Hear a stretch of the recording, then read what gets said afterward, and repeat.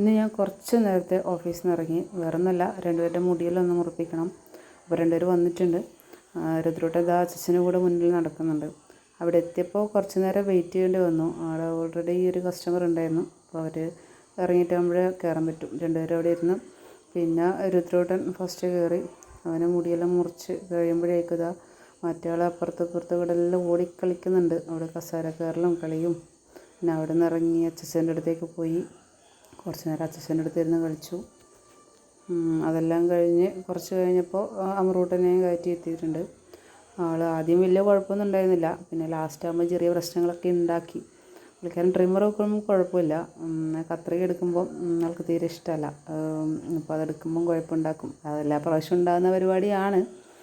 എല്ലാം കഴിഞ്ഞ് വീട്ടിലെത്താൻ നേരത്ത് ഫ്രണ്ട്സിനെ കണ്ടപ്പോൾ അവരോട് കളിക്കാം, കുറച്ച് നേരം കളിക്കട്ടെ എന്നും പറഞ്ഞ് രുദ്രൂട്ടൻ പ്രശ്നം ഉണ്ടാക്കുന്നുണ്ട്. അവരോട് കളിക്കാൻ പോകണമെന്ന് എന്നോട് പറഞ്ഞുകൊണ്ടിരിക്കുന്നു. വേഗം വരണം, പറഞ്ഞിട്ട് വേഗം വരണം. അമറു ചേട്ടൻ പോയി.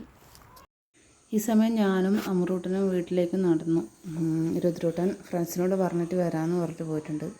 പിന്നെ സന്ധ്യയായപ്പോൾ രണ്ടുപേരും കുളിയെല്ലാം കഴിഞ്ഞ് പ്രാർത്ഥിക്കാൻ വേണ്ടി കയറിയിട്ടുണ്ട്.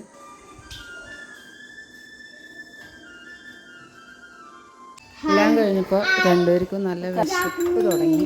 അപ്പോൾ വിശക്കണമെന്ന് പറഞ്ഞപ്പോൾ ഞാൻ അവിടെ ഉണ്ടായിരുന്നു. നേന്ത്രപ്പഴം എടുത്തിട്ട് രണ്ടുപേർക്കും നെയ്യിൽ കൊടുക്കാനായിരുന്നു. രണ്ടുപേരും എൻ്റെ കൂടെ തന്നെ കയറി അവിടെ ഇരുന്നിട്ടുണ്ട്. അപ്പോൾ അതിനിടയിൽ പഴത്തിൻ്റെ കഷ്ണം താമ്മയെന്ന് പറയുന്നുണ്ട്. ചേട്ടൻ ചോദിക്കുന്നത് കേട്ടപ്പോൾ അനിയനും വേണമെന്നായി. പിന്നെ അനിയനും ഒരു കഷ്ണം കൊടുത്തു. അത് കഴിഞ്ഞ് നെയ്യിലൊഴിച്ച് പഴം വാട്ടി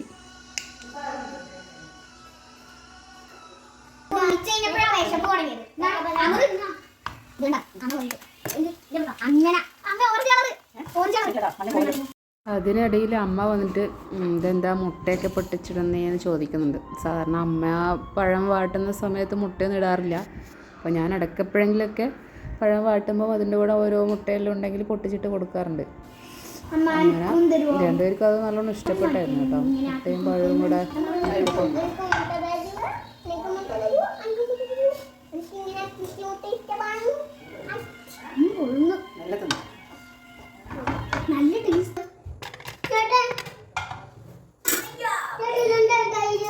അങ്ങനെ രണ്ടാളും കൂടി കഴിക്കാനിരുന്നു. രണ്ടുപേരും മെല്ലെ കഴിച്ചെല്ലാം കഴിഞ്ഞ് എണീക്കാൻ നേരത്ത് ചേട്ടനെ അനിയൻ വായിലിട്ട് കൊടുക്കുന്നുണ്ട്. അത് കഴിഞ്ഞ് പിന്നെ എൻ്റെ ചായ കൂടിയും കഴിഞ്ഞു കേട്ടോ.